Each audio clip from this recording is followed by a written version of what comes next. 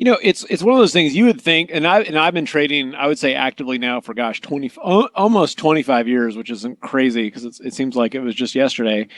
But with experience comes patience, and that was one of my mentors, and it didn't sink in when they taught me this. One of my mentors, after about 6 years of trading, sat me down and said, "Look, this guy had been trading for like 30 years."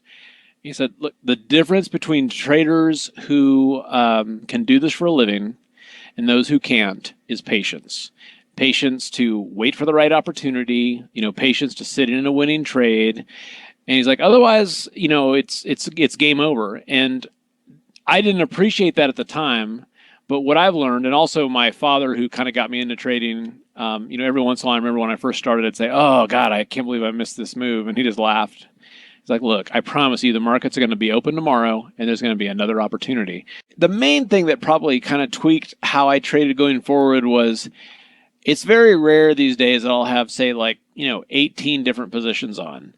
I actually prefer to wait. And it's like, all right, I would rather have 3 or 4 larger positions on than 18 smaller ones. If you see something that you like, then get in and focus on it. And so it really just kind of changed my outlook to one of focus. Instead of shotgunning and hoping for the best, it's like, you know what? Let's be patient. Let's miss on things, but when this comes together, let's press it and let's focus. And what I found is in trading is that if you can be patient over the course of a trading year, there's going to be 1 or 2 days a month where if you're focused and you've got a neutral state of mind, you can dive in, have a larger than normal position and make a killing and then get out and go flat again. And that's really what it's all about. As a trader, it's hard to do that because you think you should always be trading. But what I found is that for people who get bored and they trade to alleviate their boredom, they just piss away their capital so that by the time a big trading opportunity comes along, they're just kind of getting back to where they were. And I think that's one of the toughest things to do, but it's one of the most important things to do is just if you're looking at the markets and there's nothing to do, don't do anything. You get to the point where it's like, if you look back on your trades and say, wow, God, that trade worked out really well, go back and look at it. What came together? Wait for that to happen again. Go for a larger than average position. Otherwise, stop. Bruce Lee has quotes out there about, simplify. It's not what you add, it's what you take away.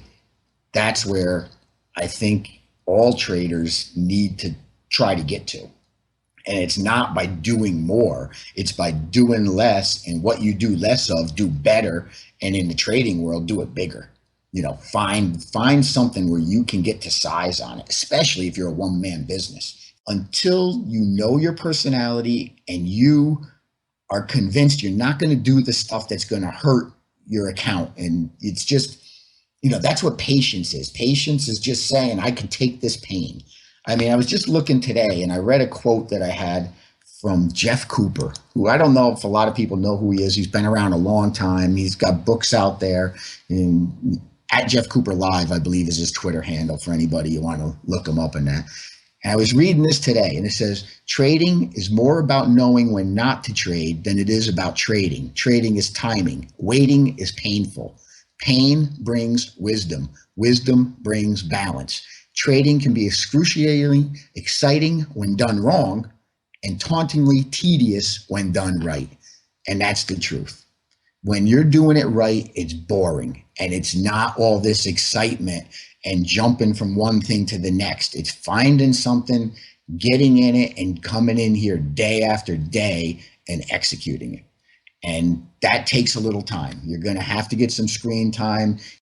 You have to modify it a little bit, and then there's certain patterns. So just like there's patterns on price bars, there's tradable patterns on indicators as well. And you got to be patient. This is another thing most people are unwilling to do, is to be patient and wait for these scenarios when you have an edge, as we say, a probability that favors you.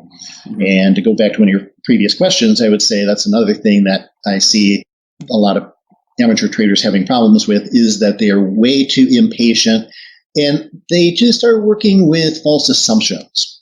A lot of false assumptions, one of them being that they think that we, as professional traders, trade more frequently than we do. And my friends and myself, we probably take like 1/10 as many trades as most people think we do.